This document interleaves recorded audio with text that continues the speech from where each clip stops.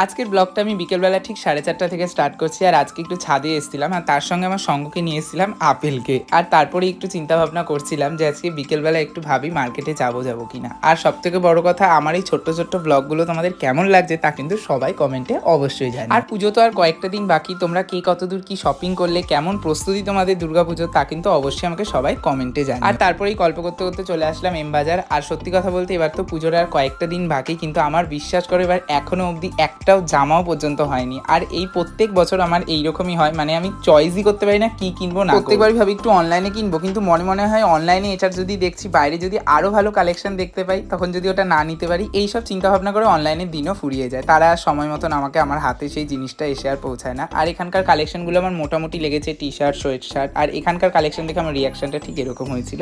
তাহলে চলো আজকের এই ছোট্ট ব্লগটা আমি এখানেই শেষ করছি। দেখা হচ্ছে একটা নতুন কোনো ব্লগে। ভিডিওটি ভালো লাগলে অবশ্যই চ্যানেলটাকে সাবস্ক্রাইব করে পাশে থেকে